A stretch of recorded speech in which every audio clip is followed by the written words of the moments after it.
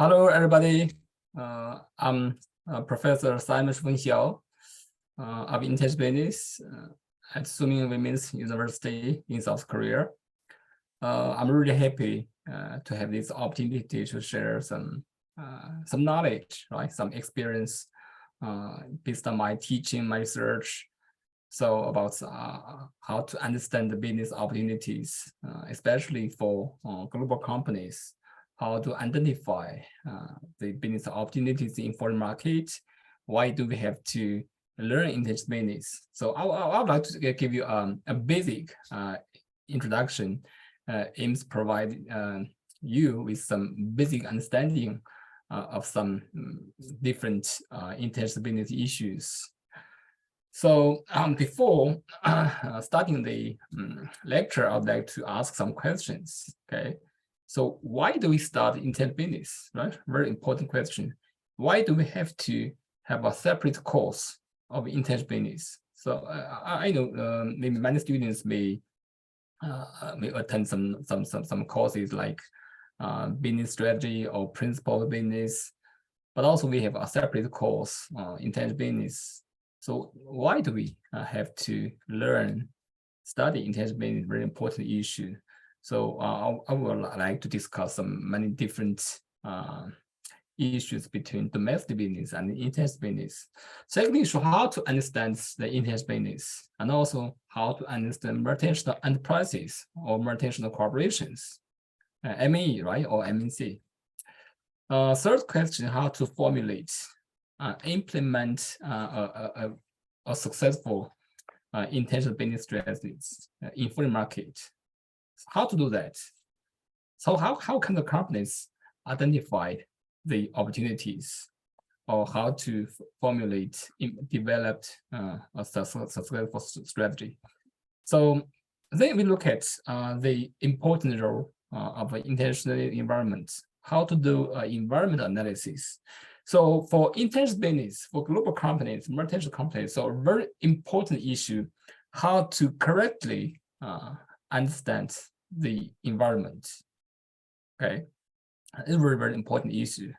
So last week, we discussed some basic strategic issues faced by the company when expanding abroad. Okay. So let's look at the first issue. Why should we start Intense business? Why? So it's very it's a normal question, right? Usually, so the basic question. So you should start Intense business. Why? So the world, the global world, right? We are always talking about global, right? Global. The world economy is globalizing or globalized. Okay, at least globalized largely. Okay, so many companies, whether they're small or big, right, in order to survive. Okay, so every large countries, every big market is still limited. Okay, for the companies, if they want to survive in the long term, if they want to maybe grow, right? So they have to consider global market. So anyway, maybe now the prime business may be limited to domestic markets. So anyway, in future, they should be prepared how to go abroad, how to expand the business, service, products abroad. Okay, so yeah. Anyway, in the long term, they have to go abroad. It's a very important issue. The world is globalizing. Okay, it's kind of inevitable force. Every company cannot stop this trend. The world will be further globalized. So the company have to go abroad. Or maybe some students said, yeah, some companies they are not interested in expanding the business abroad, whether now or in future, have no intention of going abroad. So should these managers working for these companies learn Intense business? Yeah, even you have no intention of going abroad, So in your domestic market, you may face strong competition from global companies. For example, I'm really satisfied by maybe like having a coffee shop, right? For example, at some near some university campus. So I'm really satisfied, okay, with this coffee shop. I have no intention to go abroad in future. Should I start internet business? You may face strong competition from Starbucks, right? Some global coffee brands. So you have no intention to fight with other companies. You'll be forced to join the competition. So to better compete in your market, okay, with the global companies, you have to understand the internet business so you can defend yourself against the competition to better fight with the global companies in your home market. So that is, so you do not have any intention of expanding abroad. Okay, join the competition in foreign market, you'll be forced, okay, to understand, to learn internet business, okay, in your home market, because you will face strong competition from global brands, global companies. So still, it's very important for you to learn some knowledge of internet business. And also, personally, right, individually, also learning some internet business can help you maybe have more opportunities, okay, after graduate, right? So for example, you may work for global companies in your home country, for example, in Korea, in Brunei, or any in your home country, right? And also you can work for global companies abroad, right? Become global employees, right? Many companies, they are recruiting many foreigners. So you may expand your career opportunities, right, in future. So still very important. Okay. So for managers, right? For managers, actually we discuss a lot to better compete with others, okay? Well, global companies or local companies, you may have to join global competition, expand your business abroad, right? So, and also me, I have no intention investing abroad. So you may export something, right? You may import some materials, right? For example, some raw materials, or you have to export some products or service, right? So anyway, you have to deal with, right, some relationship with the foreign suppliers or foreign distributors, right? Or sometimes you may do not have the sufficient resources, right? So you have to acquire important resources by going abroad. So anyway, for the company, right, if you want to grow, survive in the long term, you may have to consider how to expand abroad, how to understand seize the global opportunities in multiple different foreign markets. So studying in the business is really, really important for your company. It's also very important for yourself. Okay. So, and more importantly, internet business is totally different from the domestic business. That's why international, right? International is not domestic business. So the basic principles could be similar. For example, like marketing, right? Some 4P, consumers, right? Or some the business partners. So the principles, okay, the concepts may be similar, but the content, okay, the context are totally different, okay, because it's a market context, market environment are totally different. You will have to compete. You have to compete with different partners. Okay, you have to deal with different consumers. Okay, you have to deal with different governments in foreign market. So everything is different. Okay, everything is different. So you have to formulate a totally different international business strategies. So you have to learn how to compete with others. So anyway, to summarize, international business is different from domestic business. Okay, so you have to join, right, the global competition, understand some international business. Okay. So as we look at, so we discuss the reasons why we should learn international business, and why should the company managers learn some knowledge of international business. So what's meaning of international business? Okay, it's very, very basic concept. Okay, so what international business is? So actually, in our international business fields, so international business is a very broad concept.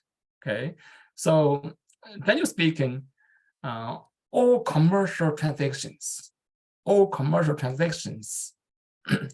that take place in more than 2 countries, right, can be defined as international business. For example, some international sales through exporting or importing, or foreign direct investment, related FDI, or transportation.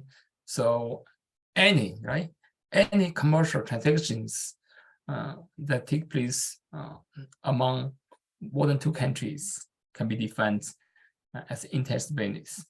Okay, so for the companies, right? Anyway, so the purpose is to make profit. So it's to maximize profit.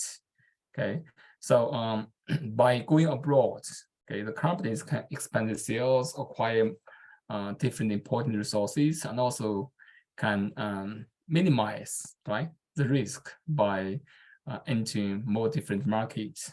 So anyway, international business is a very, very broad concept, consists of all commercial transactions. Okay, this so I would like to use this figure to give you a big picture of the key factors in international business. Okay, so anyway, the companies, they have some purpose, right? So every company, they want to mix, maybe to want to earn more profit.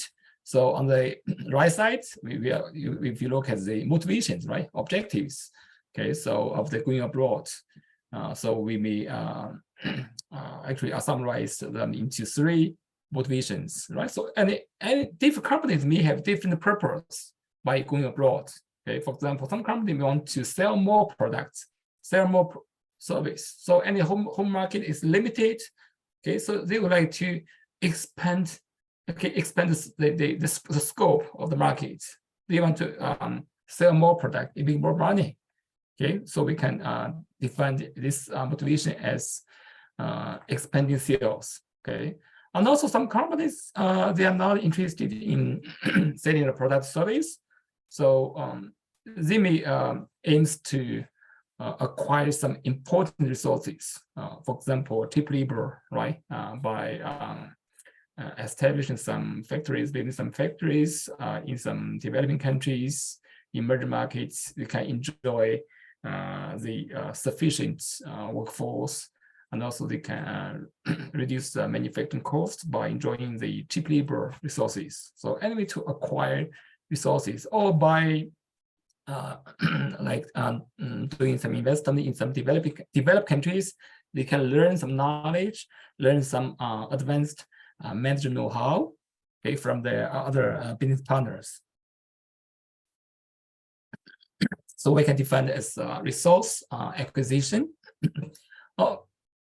Sometimes some companies, they may attempt to minimize the risk, right, by doing the investments in a limited country, 1 or 2 limited market. Actually, is really risky.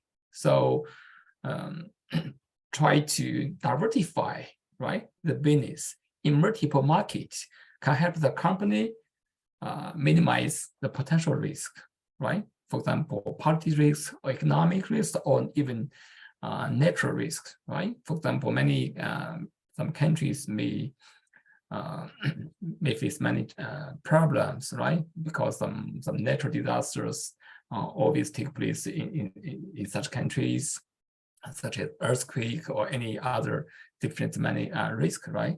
So for the companies, right, from these countries, right, with the general high risk, so they may want to diversify the business abroad by minimizing the risk, right? So, so anyway, the objectives, they have different objectives, and also to achieve this purpose, right? So they may formulate different strategies, right? On the right side, the middle, right? So they have to formulate, right, some sort of strategies to achieve their objectives, right?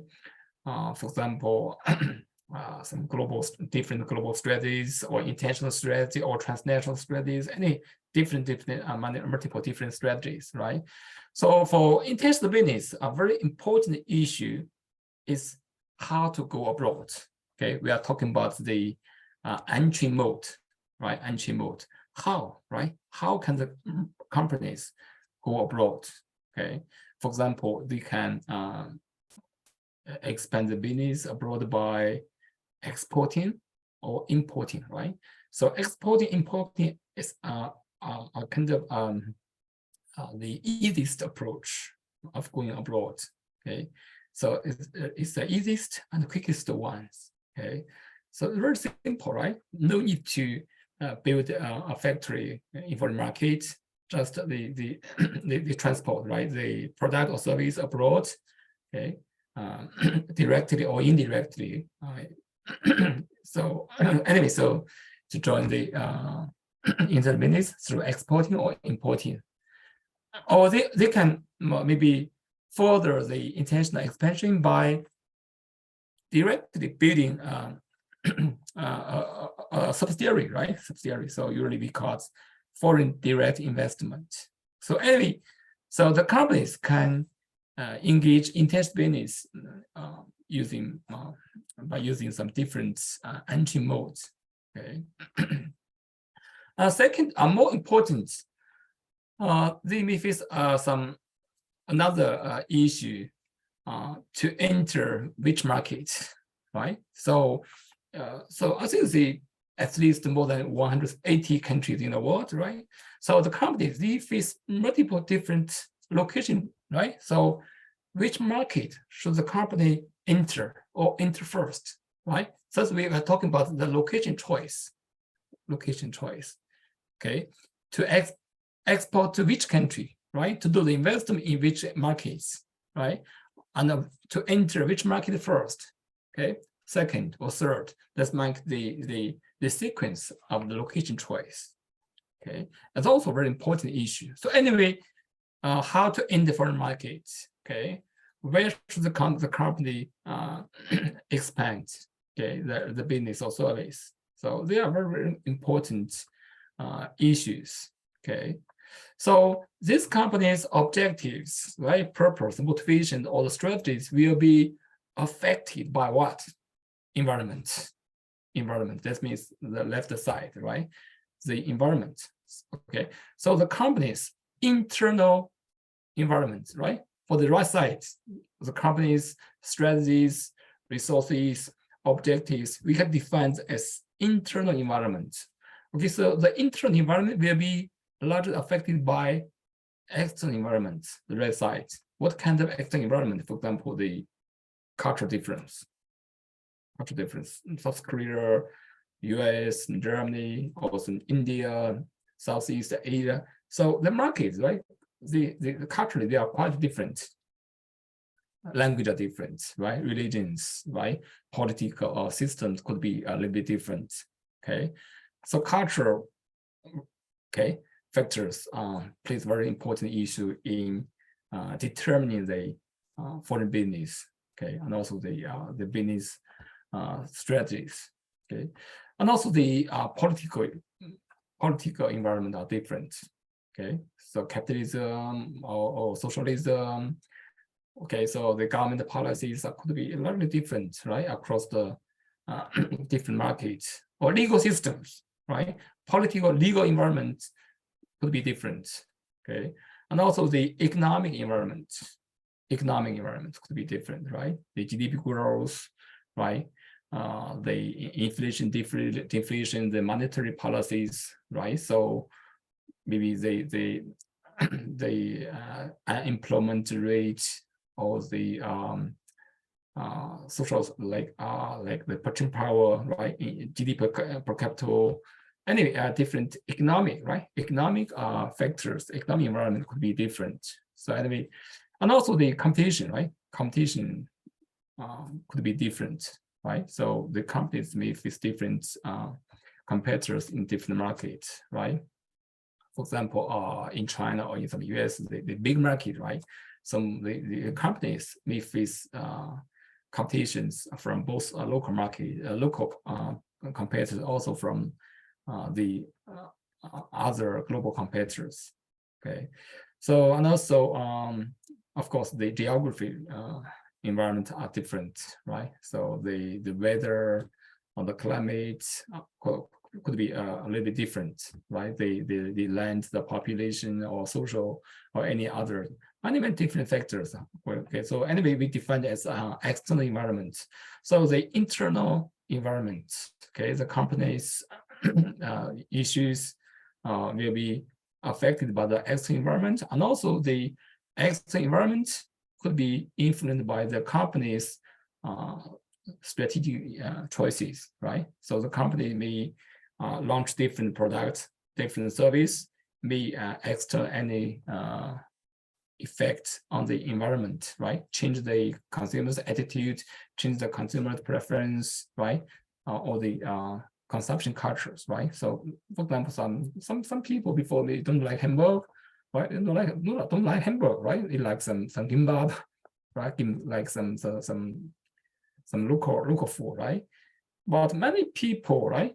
Oh, they eat hamburger. Or some people, oh, looks very delicious, so I would like to try. So anyway, the companies, right, product, service, or strategies may change the local consumption cultures, right? So we can say internal environment and external environment, they influence each other.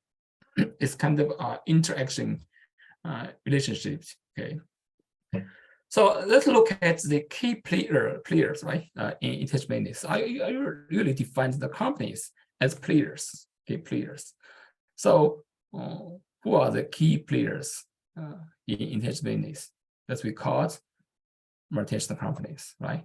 The formal term we define as multinational enterprise, okay, MNE, okay? So multinational companies, right? So they have multiple business in different markets. Okay, this so similar term, right?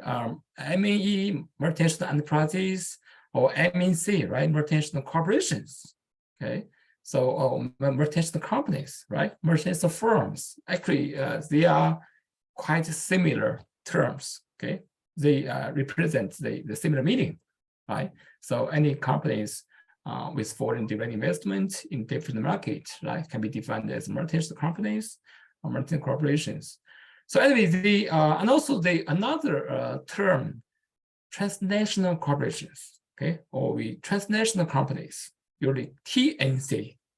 So actually, TNC also shares the similar meaning with MNE, MNC, but this term is commonly used by United Nations, right? For example, for the World Investment Report, okay, actually usually published by United Nations. So in this report, usually it does not use the term MNC or MNE.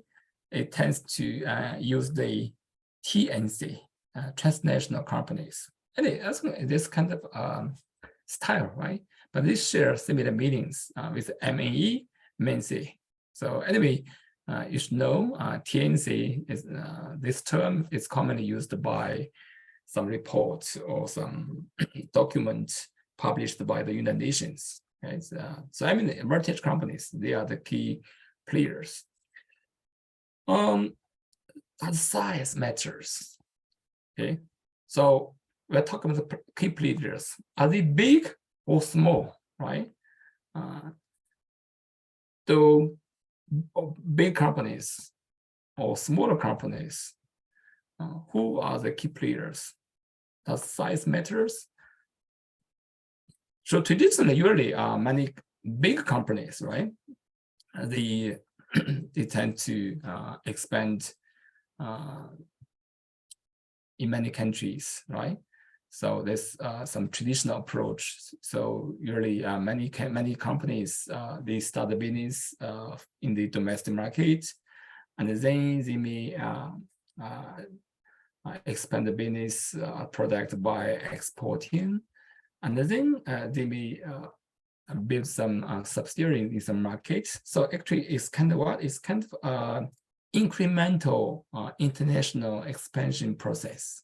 Okay, so this process is quite slower. It's kind of gradual, right? Gradual process or incremental process. There's some traditional companies, for example, IBM or some Microsoft, some or some Ford, right, or GM, some the Walmart, or some traditional multinational corporations. But due to some the development of some new technology, especially the IT e-commerce business, actually is becoming quite popular. Okay, many smaller companies, okay, although they are really small, but they can go fast internationalization by using some new platforms, for example, the e-commerce or internet-based some platforms. So in terms of size, these companies are usually smaller, are usually younger, right? Small, young. So they were founded very recently, usually no more than 20 years or no more than 10 years, even no more than 5 years, right? So for example, Zoom, right? The program actually we are commonly used, right? Actually, I think it's a new company, not really big, right? But in terms of scope, it's really global company, right? Globalized company. So it's so we can call some these companies as born global companies, born globals. Okay, so these companies they are quite relatively young and smaller, but they go abroad very fast, very earlier after the foundings. Okay, usually for these companies, so their focus, right, is global market. It's not domestic market. So from the establishment of these companies, so they aim to go abroad. Okay, so we can call these companies as born global companies. Okay, so they also are very important players. So actually, I usually use another figure. I don't like using many texts in the slides, so I use some figures or pictures. I think it's a little bit easier for students to understand. So actually, I just use another figure. Okay, on the right side, the company have the purpose, objectives. Usually we call them as vision, a mission, right? So every company should have a vision and mission. Vision is a broad purpose. Mission is kind of a specific, right, purpose. Okay, this company's objectives, right? And then the companies have to develop strategies. Okay, develop some different entry mode strategies, or they use different marketing strategies. So, and then the companies can create some new values, okay? New values, right? Than others. So that then these companies can achieve better performance, okay? So anyway, the company's internal, right? We right side always are defined as internal environment, can be affected by the external environment. Actually, we discussed in culture issues, the economic environment, or political legal environment, or geographic or competition, right? So there's some interactive relationship between the external environment and the internal environment. So I just I do not want to repeat, right?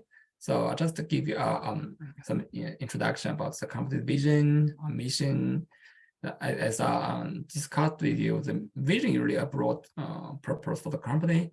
Mission is kind of usually defines the company's specific business or the specific purpose, right? And also, so there are specific mechanisms or strategies to achieve this purpose. Okay, so usually you can think the mission really complements the company's vision. Okay. So for the companies activity discussed, why do the companies engage in the business, right? The motivations actually we discussed before. Usually the companies, they have 3 motivations. First one, to expand the sales, to sell more product or service using exporting or FDI. Second one, maybe they want to acquire some more valuable resources, for example, natural resources, oil, steel, raw materials, or any even cheap labors or knowledge, advanced technology. So many different resources, right? So the intention of going abroad is to acquire important resources. Okay, they're not interested in selling some product or service. So they just want to acquire some important resources. And last one, to diversify the risk, right? To reduce the risk, right? Potential. Okay, so that's some main important motivations of the companies. So some sales expansion, resource acquisition, and risk minimization, right? So if companies have different motivations, okay, they will develop different strategies. Okay, so the company's purpose, motivations, okay, will determine the company's subsequent different strategies. Okay, for example, how to go abroad, okay, using export, import, franchising, okay, licensing, or any different purchase, right? So how to enter the market, okay, where to locate the business, okay, to do the investment in which market, in which country, there's location choices, and how to engage in this business, okay, like actually we discussed the specific approach. And also the weather, right? We've got to discuss the weather. Whether it's good to go abroad, it's appropriate to go abroad, right? If the company have sufficient resources, have no pressure to minimize the risk, right? No pressure to expand sales. I don't think they will be interested in expanding the business abroad, right? So all the 3 motivations, right, will determine the company's subsequent strategies. Okay. I think for any, if you want to start a new business or doing any analysis, right, environment analysis is the most important part. Okay, so we can define the company, right? They may face many issues, right? Okay, from the internal environment or external environment. Okay, for the external environment, for example, the industrial environment, industry, right?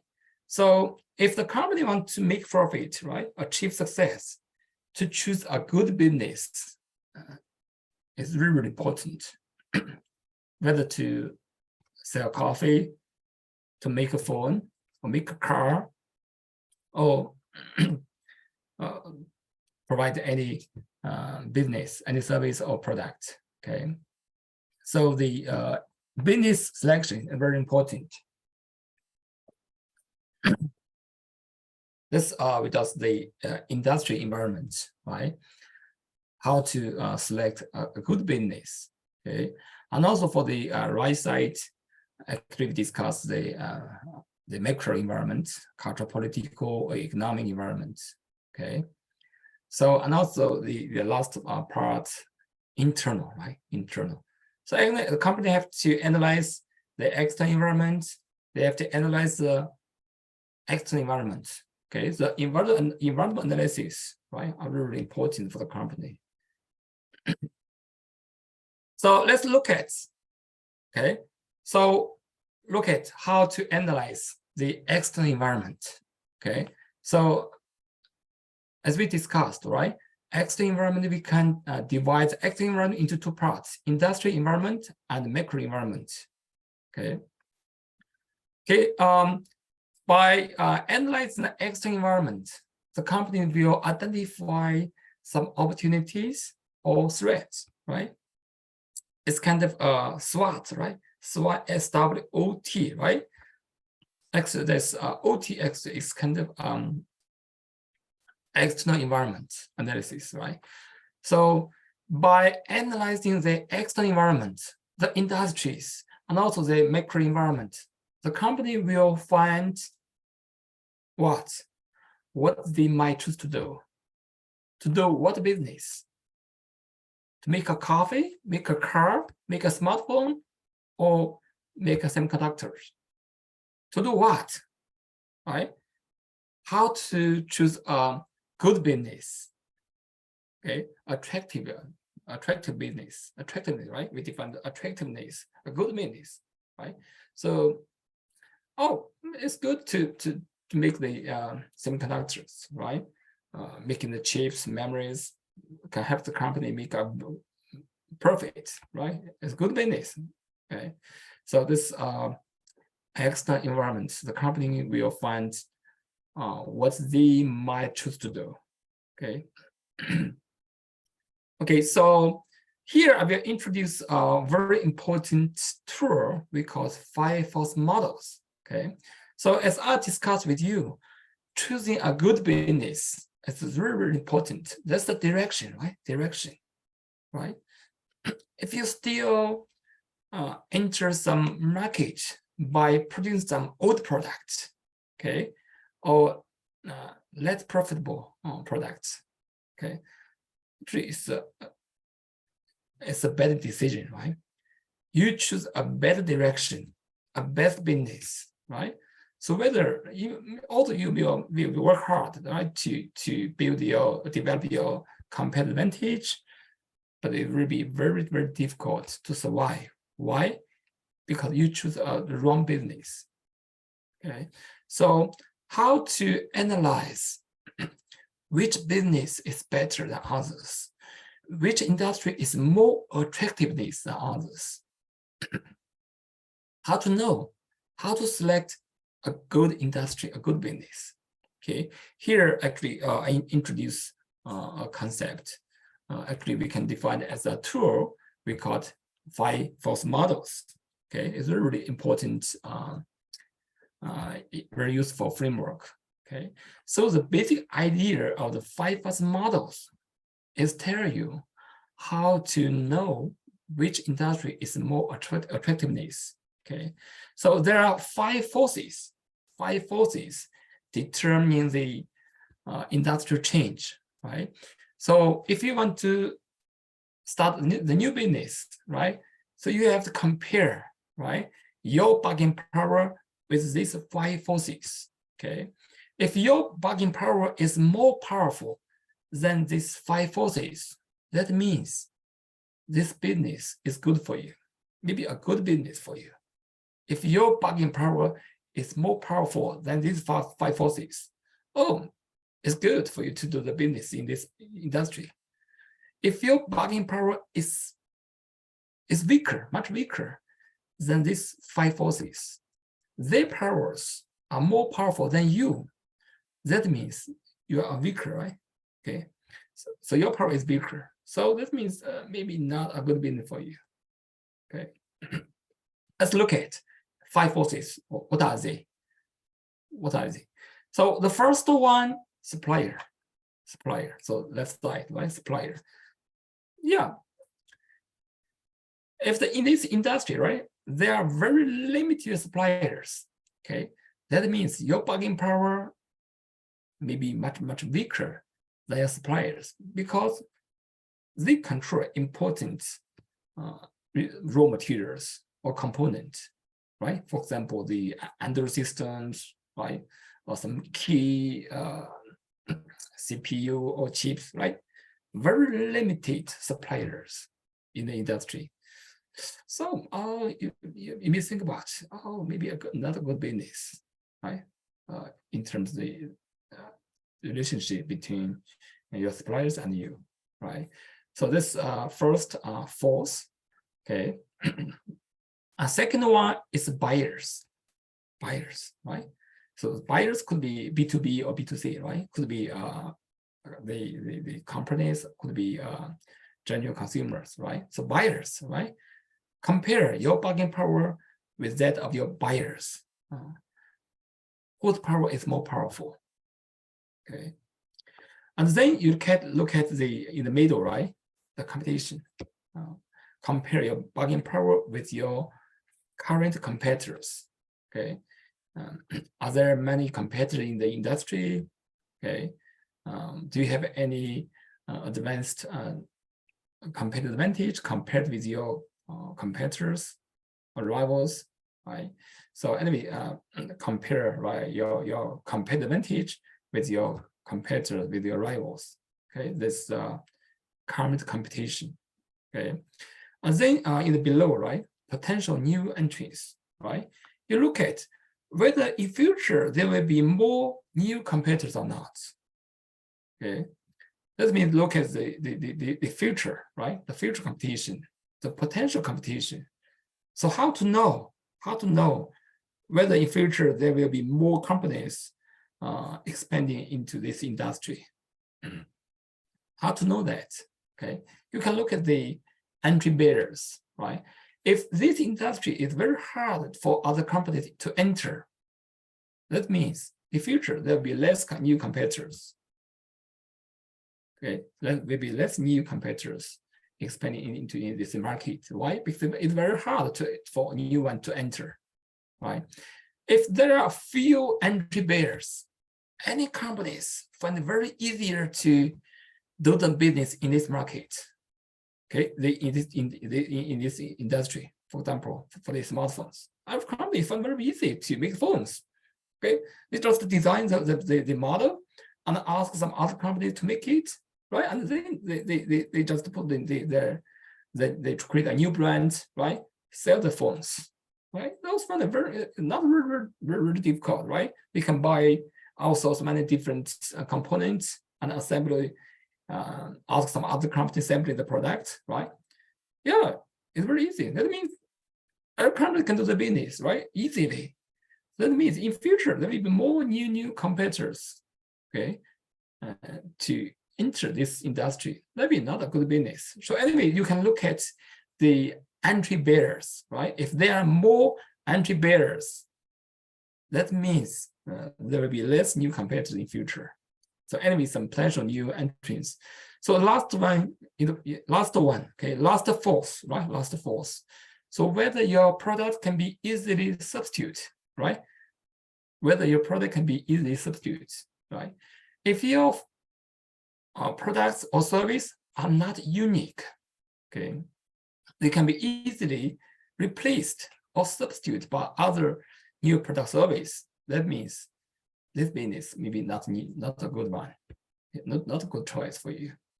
So anyway, just compare your bargaining power with these 5 forces, okay, to look at whether the target industry is attractive or not. Okay, so this is very important tool. After looking at the external environment, you have to look at internal environment. Okay, so after analyzing the external environment, oh, it's very good to make a phone or make a coffee, right? You make decision. Oh, I would like to make the phone or make the coffee because they have a big potential, right? There are more new opportunities, right? So can help me make profit if I expand in business in the industries. Yeah, you can do that, right? You might do that, but whether you can do is another issue, right? That means your capabilities, right? To make the coffee, make the phone is good. It's a good business, but more important issue is whether you have the capability to do that or not. That's internal environment analysis. So you have to analyze your capabilities, right? That's we call it internal environment, okay? So that you have to look at your resources, your capabilities, or your unique competence, okay? Do you have the unique resources? Do you have the advanced capabilities? Do you have the unique competence? By studying the internal environment, companies will find what they can do, right? That's that's a kind of internal capability, right? Internal competitive advantage, okay? This internal environment, okay? How to better analyze the internal environment, okay? Actually, I put this figure to discuss the internal environment analyzing process, okay? So for the analyze the internal environment, right? You just look at your resources. Do you have the competitive resources? Okay, what are resources? Resources could be tangible, intangible, right? Motions, right? Or some buildings, right? Factories. Actually, they are tangible resources, right? And also maybe some intangibles, for example, the corporate culture, right? Or some reporting systems, right? There may be intangible ones. So anyway, for the companies, they should have some important resources, right? Resources. Oh, I have a lot of money. I have a lot of machine, right? Advanced technology. Yeah, I have a lot of resources. But that does not mean you have the capabilities. You have to transform these important resources into capabilities, right? You have to combine, right? Combine and exploit these resources to build strong capabilities. This here we call it, you have to transform your resources into capabilities, okay? And then you will find your unique, your core competence, okay? Okay, so whether you have the unique capabilities, whether you have the unique competence, okay? So, and then the company can develop their competitive advantage, right? And also achieve better performance than other competitors. So a very important issue, right? I always discuss the word of unique, okay? So how to define the word of uniqueness? So what kind of resources, what kind of capabilities, what kind of competence are unique ones? How to define the word uniqueness? Okay, here we have 4 features for unique capabilities, unique resources. First one, because VRIN resources. Okay, so all the resources are important, but you should have the unique resources. For example, the machine, right, or some computers. Actually, they are very easily acquired by competitors. You have the resources, and the competitors can easily acquire these kind of resources. They are not unique, right?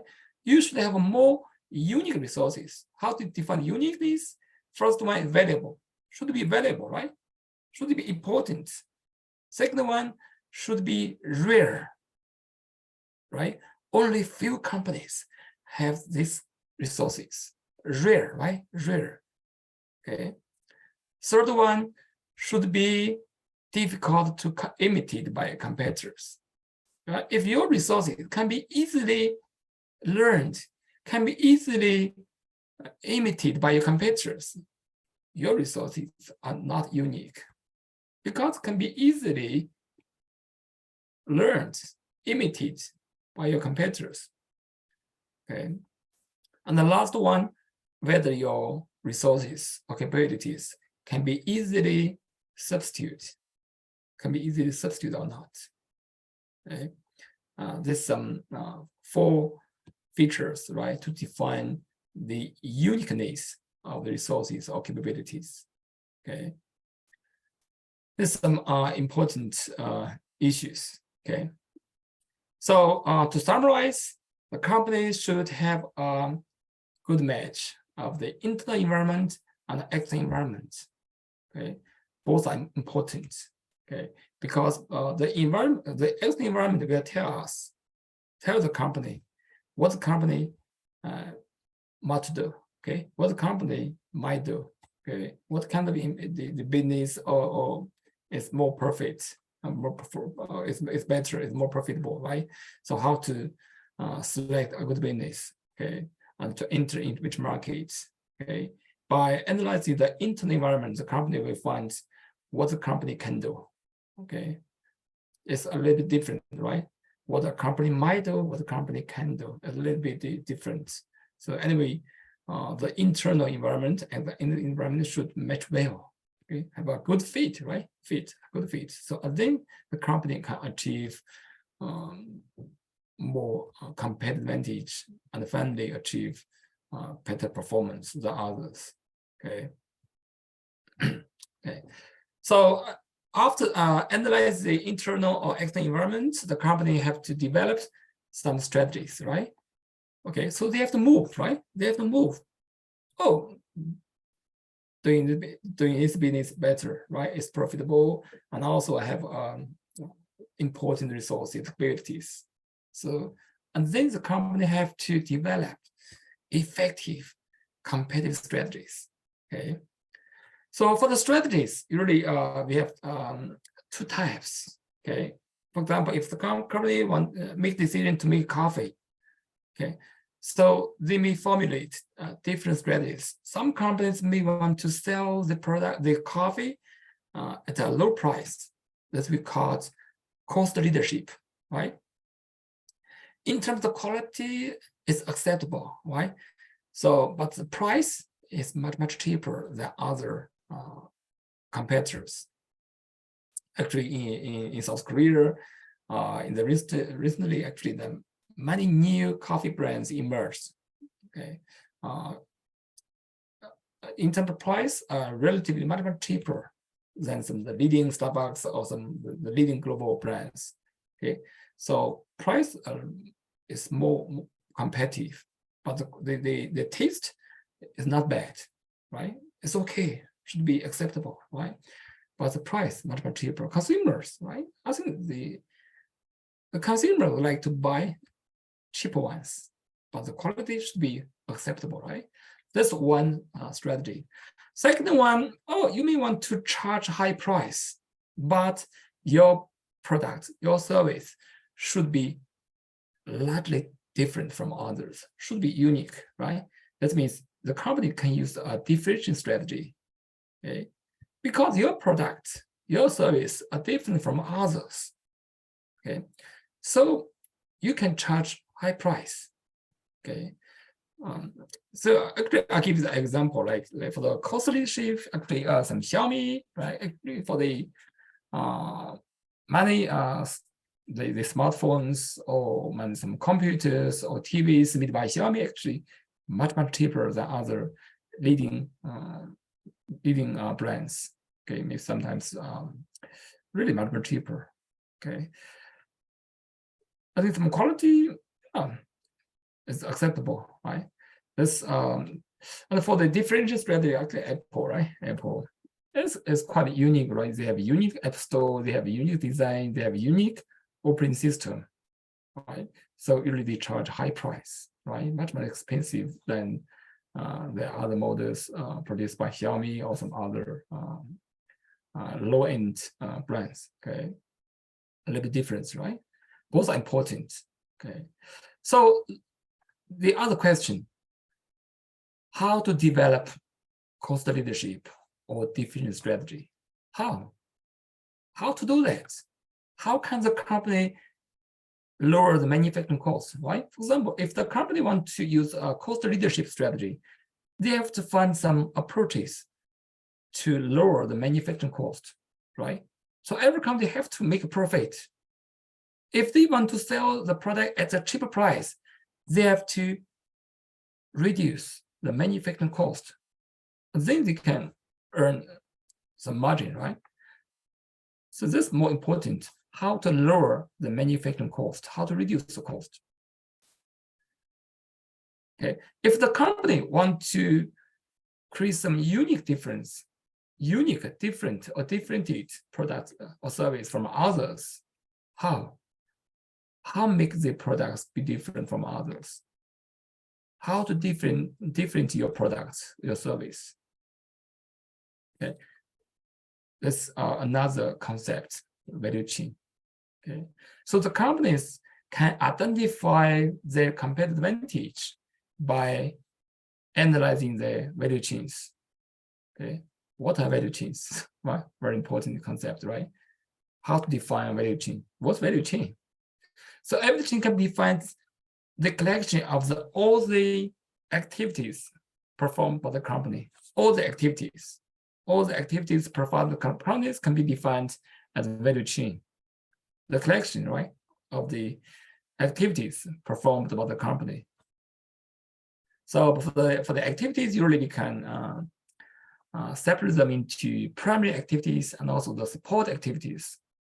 Primary activities like for them some design, right, or some operation or the manufacturing, right, manufacturing, design, manufacturing,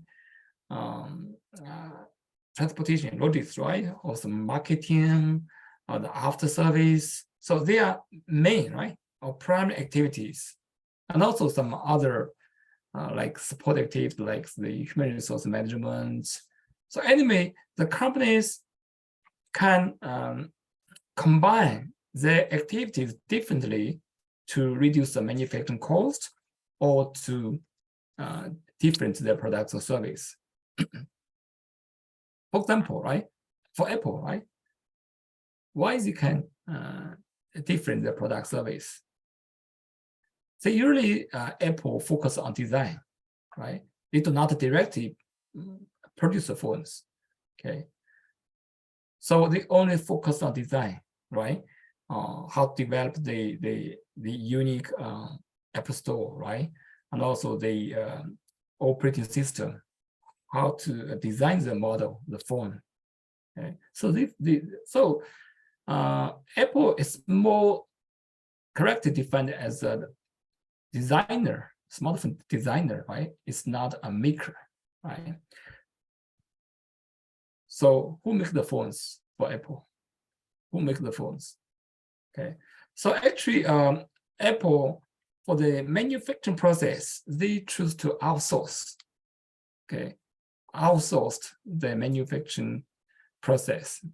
Well, okay, for the manufacturing activities, Apple they did not perform the activity. They outsourced the activity to other companies. Okay, so that means they ask other companies to make the iPhones for Apple. They do not directly make the phones. This is a little bit different. But for Samsung, right? Samsung Electronics, Samsung they usually design the phone and also they make the phone directly, right? So they do not outsource manufacturing activities. So Apple, actually Samsung, they choose a little bit different approach. Okay, if you compare the value chains, actually are much different. Okay, that means the companies can identify how to use the leadership strategy, how to use the different strategy using the value chain analysis. It's very important tool, right, for them to make the decisions. Okay. As I discussed you, right? Actually, some companies may choose to outsource, right? Outsource some activities. For example, the after service, right? Actually, many computer makers, right? Maybe in some foreign market, they do not have the after service. Okay, so they usually outsource the after service to other companies. Okay, for example, some computer makers may ask like Sambo in Korea to provide the after service for their brands. Okay, they do not have the do not build the direct after service centers. They try to outsource the after service to other local PC makers. Okay, this outsource. How to define outsource? Yeah, another very important concept, right? I know outsource. How to define outsource? Very simple word. What's outsourcing? Is to buy. Okay. The companies, they do not directly make, they choose to buy. Okay. That's outsourcing. Very simple, right? Outsource the activities. They do not make the phones. They ask other companies to make the phones for them, right? That's kind of to buy, right? To buy rather than to make, right? How to call if the company chooses to make? To buy is outsourcing. To make is in-house manufacturing, right? We call it in-house manufacturing. If they choose to make, like Samsung Electronics, right? They make the phones by themselves. Okay, that's in-house manufacturing. But for Apple, they outsource the manufacturing activities. Okay. This, so when should a multinational company outsource? Actually, many different situations. For example, other companies can perform the activity better than you. Okay, they can produce the phones much cheaper than you. Okay, they can produce the phone more efficiently or more effectively. Okay, they can make the phone much better than you. Okay, why do you have to make the phone by yourself? Okay, you can outsource the manufacturing activities. They can make the phones much better than you and also much cheaperly. Okay, much cheaper than you. Okay. Or sometimes, or some components, you may be unable to make it, right? You have no options, no choice, except to buy. For example, under system, right? Under system, many companies, they may do not have their own operating systems. They have no choice except to use the under system-based platform, right? The system. Okay. So anyway, different companies, they may face different situations. Okay. So they have to compare, analyze their internal environment and the external environment, and they make a decision whether to outsource or using in-house manufacturing. A little bit different. Okay. Yeah, we discussed the how to combine, right? How to combine or integrate the value chains. Okay. But for global companies, they face another very important issue. Okay. How to distribute this kind of different activities, right? For example, right? Look at this this figure. For global companies, right? For example, they may look at the design activity in home market, right? And look at the manufacturing activities in some foreign market, right? Or they may look at some after service activities in some other locations.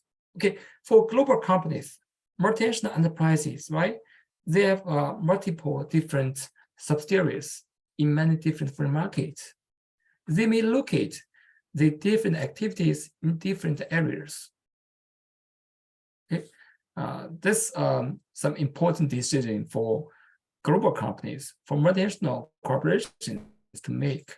Okay, that's what we call configuration choice. How to configure these important activities.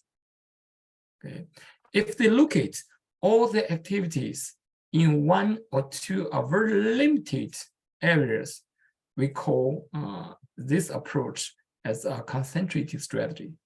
For example, the company, they look at design all the activities in the same location. For example, in the home market, the company actually using a concentrated approach. If the company look at the different activities in different foreign markets, we can see the company is using a disparate approach. For example, Apple, they look at the design in California, right? And look at the manufacturing activities in China or some part in India, right? It's a disparate approach. Okay, so why does Apple look at the manufacturing activities in India? Why? Why look at the design activities in California? Because the different locations may have different advantages, right? That's we call location advantages. Okay. Why to look at the manufacturing activity in India? Cheaper, right? Labor cost is much cheaper. Okay. While they look at design in California, maybe it's better to learn some new advanced knowledge, okay, or some management skills, or to recruit some more skilled talents, right? It's IT. It's a popular IT center in the state, right? So maybe can enjoy more opportunities, right? By recruiting more talents, learning more advanced knowledge from other competitors, right? So anyway, different locations may have different advantages. Okay. If the company wants to lower the manufacturing cost, the other approach is to do what? To produce more, right? For example, if the company at the beginning, right, they may per employee per day they can produce one, okay, but after sometimes they can produce 100, right? One employee per day. At the beginning they just can produce one, but after sometimes they may be able to produce 100. Of course, they have a big potential to lower the manufacturing cost, right? And also the final selling price if they can make 100 per day per person, right? They can produce more, right? Same resource, right? But they can produce more. This we call it economic skill. Okay, so the company can lower the manufacturing cost by producing more. Okay, how to produce more? Try to produce similar products, more standardized products. Okay, and they can lower the manufacturing cost, and they can sell the product or service at a much lower price than others. Okay, so we discussed the concentrated approach, disparate approach, and location advantage, and some different strategies or issues should be addressed by the multinational companies. Okay. So here I will introduce another very important concept. We defined it as the liability of foreignness. Liability foreignness. So actually, it's a kind of problems, challenges, or disadvantage faced by multinational companies when going abroad. Liability, usually we can define as kind of a disadvantage or cost of foreignness. Why? Some foreign companies, multinational companies, may suffer from many different costs just because they are foreign companies. They are not local companies. Okay, so this kind of foreign multinational companies will face many different challenges. Okay, experience many different costs compared with the local competitors, just because they are foreign companies. So what kind of problems, challenges they face? For example, they may be unable to adapt to the local environment. Okay, they do not have local political connections, right? So they may be unable to understand the local government policies. Okay, that means they do not have sufficient local market experience, right? So just because they are foreign companies, so they may face many different liabilities, costs problems. Okay, so to compete with local companies, multinational companies should be competitive enough to overcome their liability of foreignness. Okay, this means they should be much, much stronger than local companies because they suffer additional liability of foreignness. Okay, but local companies do not have such problems. Okay, so that's we define the liability of foreignness. Okay, so and then we look at another issue, how to select a good location, right? For multinational companies, yeah, it's better for us to expand abroad because we in the domestic market is with strong competition, many different competitors. The market is very, very limited, right? It's big, but it's not big enough, right? So we may consider expanding our foreign operations. Okay. And then another very important issue, right? To enter which markets. Okay. Oh, if you count the potential location, so they may have different problems. Okay. So how to define, right? The locations. Okay. How to make the choice. Okay. Okay. Sorry. I think the first issue, you have to select some candidates, right? Candidates to minimize, right, your choice. Okay, you may select 5 or 6 some candidates, and then you may do the specific analysis and compare the opportunities and the risk, and they make the final decision. Okay, so anyway, you have to choose a good location. Okay, because every company has the limited resources. They have to know how to allocate effectively the resources across the different locations, the different subsidiaries, right? Different subsidiaries. For example, they have business in the United States, business in Europe, business in Southeast Asia. How to allocate the resources, right? Very important. So they have to make a good location choice. Okay. So how to make the location choice? First one, as I just explained to you, you have to minimize, right, your choice, right? You have to find some candidates, right? Candidate locations by scanning, right? Okay, which market is okay, right? It's appropriate. Okay, oh, this one is okay. Pick up one. Try to make a short list, right? Okay, these 5 locations could be appropriate for us to enter first, right?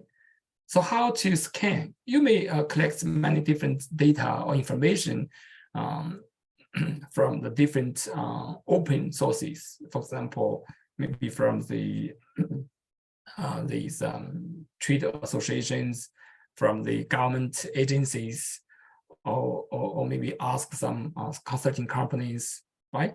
You have to collect some information, right, to make the short list for your potential locations. And then you have to do the specific analysis, right?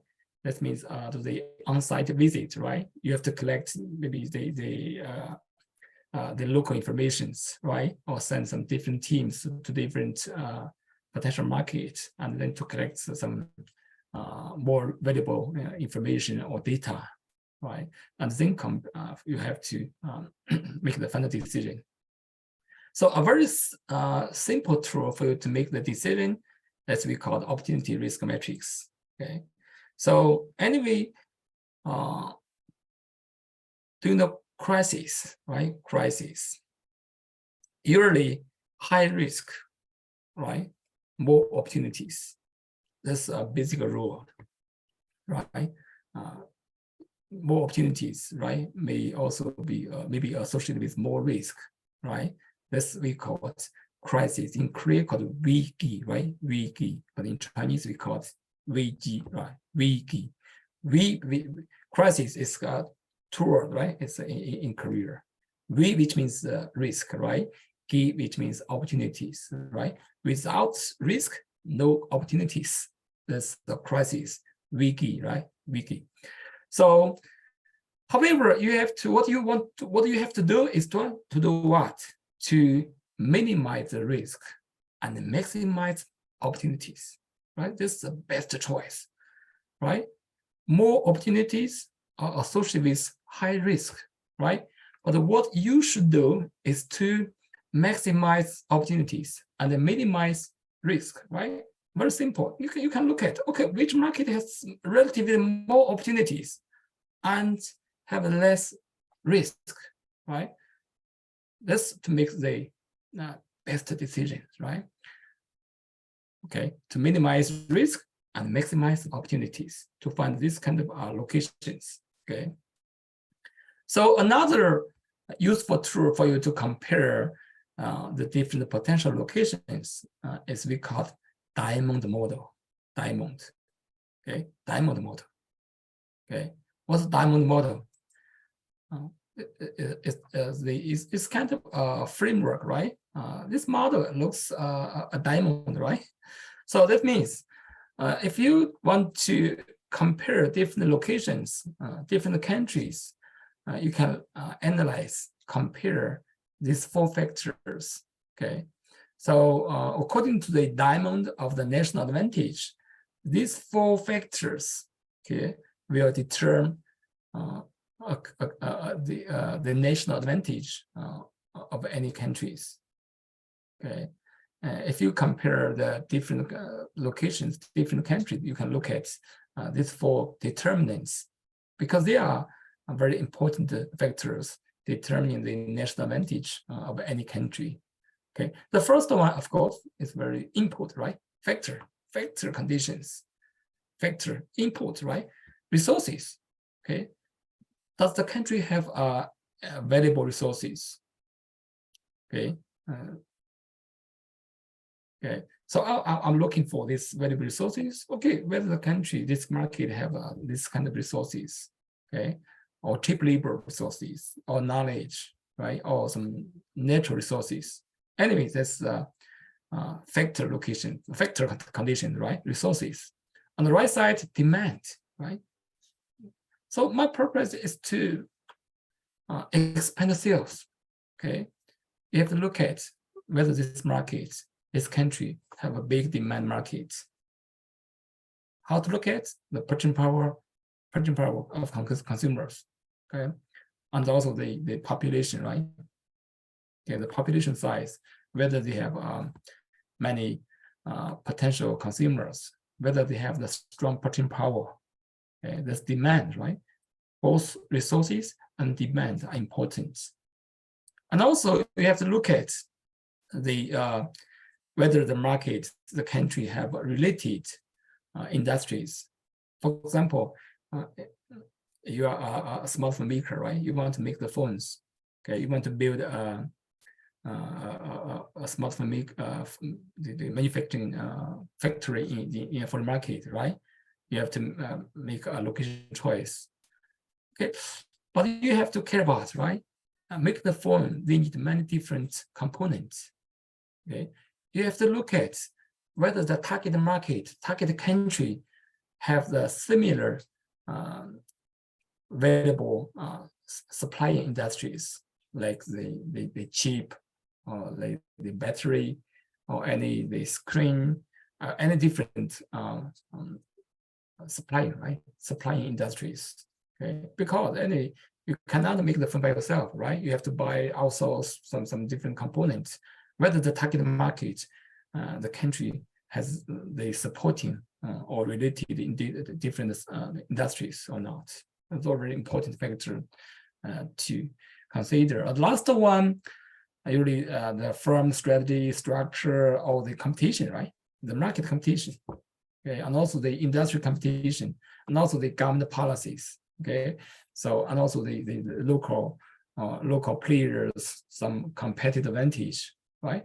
Whether you have the more advanced competitive advantage than your target competitor in the target market. Okay, so these four factors, demand factor, or whether they have the related supporting industries, and also the competition, the industry structure, these factors, right, should be carefully compared for each market. Okay, a very useful tool we call the Diamond of National Advantage framework. Okay, so yeah, after analyze the internal, external environment, after developing the competitive advantage, by analyzing the value chains, right? By locating the different value chain activity in different market, okay? And then you can look at, right, some foreign, so how to make the location choice, right? So basically one selecting, right, the target market, there are two actually big markets you should be carefully considered. The first one is the emerging market, right? Actually, they are fast growing market. We call it emerging market. Emerging actually is not a formal. Emerging market is not a formal term. Usually, they define some fast growing market among the developing countries.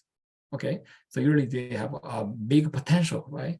The GDP growth really faster, and also a big potential.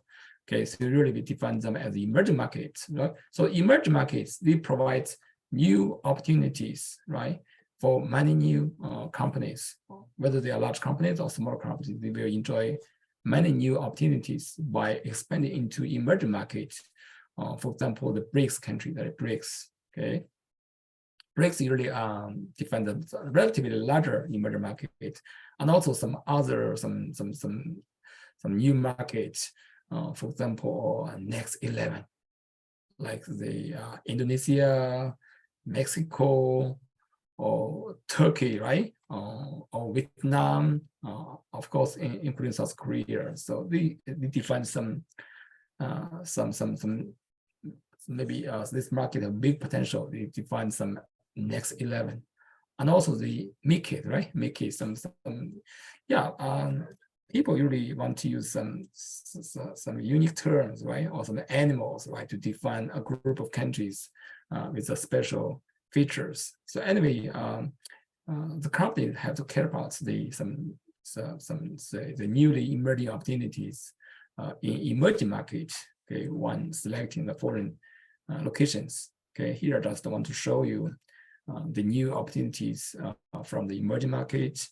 Okay, I calculate actually the combined GDP for each group, right? So I calculate the top 5 advanced countries, for example, United States, Germany, UK, right? And also the calculate the combined GDP, nominal GDP, right, of the BRICS group, and also the Next 11, the MICID, and also some specific big important market like South Korea, Mexico, Indonesia, Turkey, right? So you have to care about, right, the emerging markets. And another important issue, maybe look at the Asia, right? Asia. So Asia is a new engine of world economy. Okay, so 21st century is the Asia century.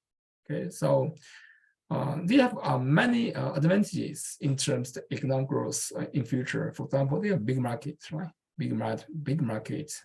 Okay, big population, many consumers, and also many emerging markets in Asia, right?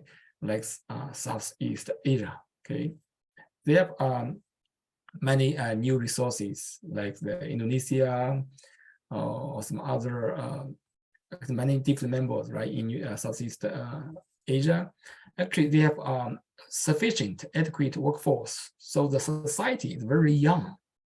Okay, that's one of the big potential for ASEAN, right? We call it ASEAN.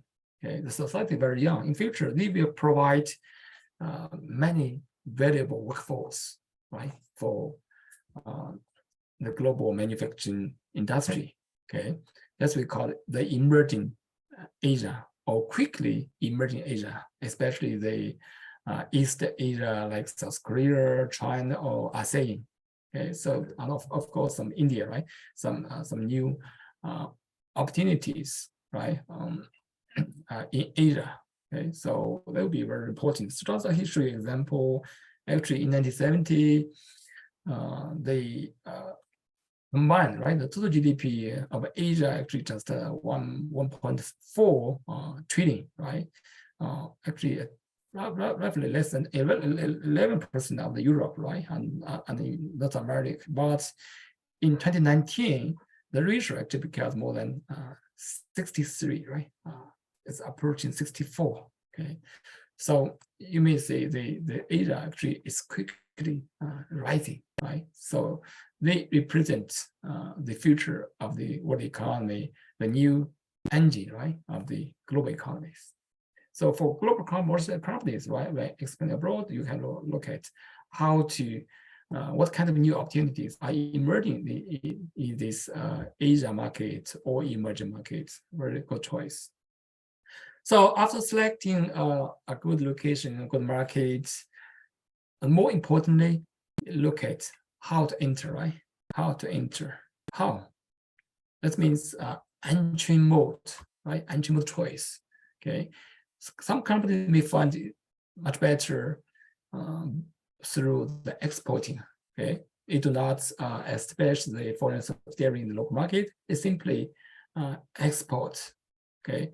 They make the product in foreign market or other market, and also simply export to other foreign markets. Okay, for exporting, usually maybe direct exporting or indirect exporting, right? Indirect we use from trading companies or use some exporting subsidiaries, and it's so many different types. Okay, exporting.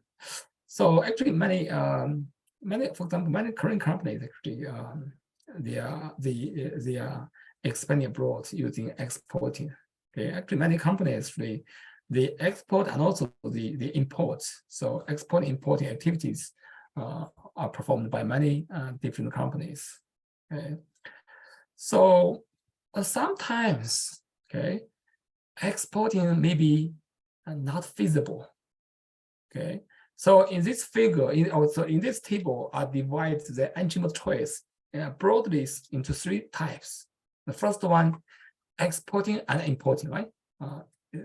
Similar meaning, right? Exporting and importing, we have to know we have another importing, right? So this quickest, easiest approach by the company to go abroad. It's very easy, right?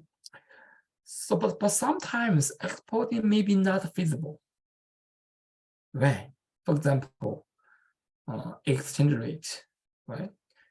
For exporting company, they should pay close attention to the exchange rate change, okay, exchange rate, okay, or some local market conditions has been largely changed, or the local government policies have been changed. For example, the target market, we want to reduce the importing from market, right? So they can actually raise the tariff, like the United States, right? So they want to export more and import less, right? Okay, so they can raise the tariff, right? So when the companies experience some challenges from the exchange rate change or from the local government policy change, they may find exporting be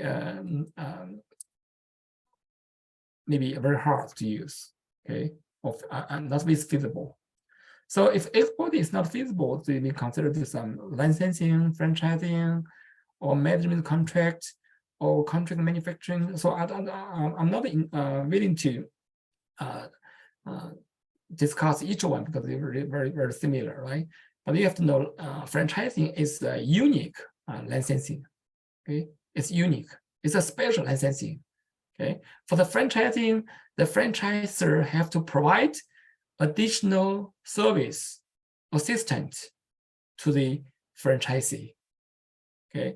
This is a little different from the common licensing, right? So the franchisor have to provide additional assistance. For example, how to make the pizza, how to make the coffee. They have to tell the franchisee how to do that. Okay, of course, it's not free. So the franchisee have to buy this kind of additional service, additional assistance. Okay. And also here are like a turnkey project. Maybe some students are not quite familiar with this one. Actually, I provide the definition. It's designed, developed, and equipment with all facilities by a company and a contract. So it's very, it's usually handled over to the buyer when it becomes ready to use, ready to operate the business. Okay, so for the buyer, they do not want to care the specific process. Okay, they want to get the ready-to-use product or service or some maybe some buildings. Okay, so it's quite popular in construction industries. Okay, many construction companies they provide such service. Okay, so on the more advanced approach, we call like investment, right? So the company, of course, they can do the investment by investing in the stock market, as we call international portfolio investment, right? So try to invest in the stock market, and also the company can expand abroad using foreign direct investment, that's FDI, right? By building a subsidiary abroad. So they can use two different approaches. One is greenfield investment. The second one is brownfield investment. Okay, greenfield. So okay, let's first look at the brownfield investment. What's brownfield investment? It's they do not want to build a new one. Okay, I'm trying to invest in this market, but I'm not willing to build a new one because it takes a long time, many years, right? To build the factory, right? And so I would like to buy existing one, right? So they would like to buy existing company. Okay, that's we call it MA, right? MA. So brownfield investments, okay, usually so many companies, right, want to expand abroad using MA, right? But some other companies, I'm not really interested in buying an existing company. I would like to create a new one, right? So we can build a new, totally different subsidiary in the local market, and also they face two options, face different choices, right? They have two options. One is to build the new subsidiary by themselves. They do not need any new partners. They do not need any partners. Okay, I'm able to do the business by myself. I can do the investment by myself. I don't need any help from others. This we call wholly owned subsidiary. Okay, wholly owned subsidiary. Do not have any new partners. Okay, but if the company find it's a little bit risky for me to do the investment, or I'm not able to do the investment myself, I do not have the sufficient resources, I do not have the local experience, so they may need a partner, right? Maybe to find one or two local partners, okay, work together, do the investment together. So usually the ownership could be shared, right?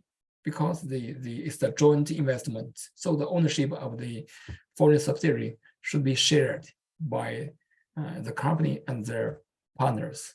Okay, so we call it international joint ventures. International ventures. So they may have different approaches. Here I use this figure to this table, right? To compare the different operating models, right? For example, exporting usually the product service are made in home country and transformed, right? And they transported to foreign market, that's exported for the market, right? So anyway, the production activity are performed in home country, right? But if the production activity are performed in foreign countries, okay, usually we can call them as what? As for international investment or international collaborative approaches, right? For the collaborative, they do no need to build a third party, right? The third subsidiary, okay. Usually it's kind of a contract-based collaboration, right? So that's we call international collaborative arrangement, okay. So for example, licensing and franchising, okay, because the licensing and franchising is just a contract-based collaborative approach, right? So there's no any equity issues involved in this collaboration. So that's we call non-equity arrangement, licensing, franchising contract, okay, or any manufacturing contracts. They have no equity issues involved in these collaborative approaches. Okay, so that's we call non-equity approaches. Okay, but for the equity arrangement, you know, for exporting, for the foreign manufacturing, usually wholly owned subsidiaries or joint ventures.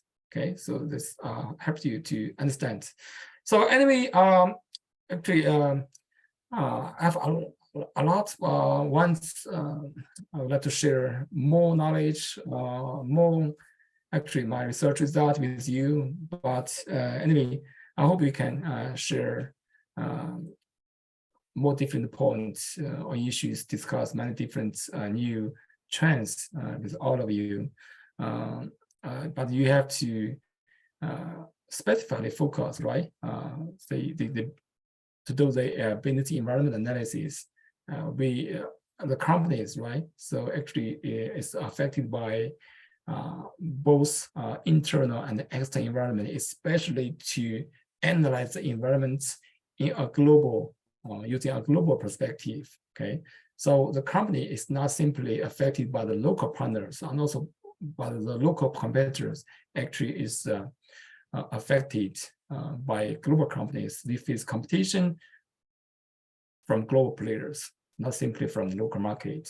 So every competition actually is global competition. So they have to using a global perspective, okay, to analyze environment. So whether your company is a domestic company or global companies, you should develop a global perspective to look at the competition environment, to analyze the industrial change, okay, look at the environment surrounding yourself, okay, especially for the multinational managers, right, working for the multinational companies. They should have a global perspective, global mindset, right, to develop a good understanding of the international business strategies.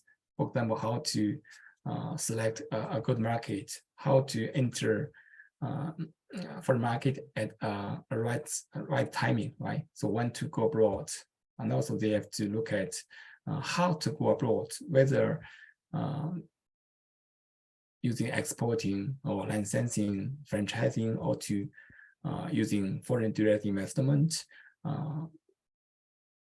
by the building a wholly owned subsidiary or intentional ventures. So this is many different issues. They have to clearly, right, understand the difference and also their potential advantage and also the disadvantage, like pro cons of each strategic decision makings. Okay. So anyway, by using the environmental analysis, company can develop successful strategies and perform better than their competitors, both in the local market and also in the global market. And thank you very much. Bye-bye.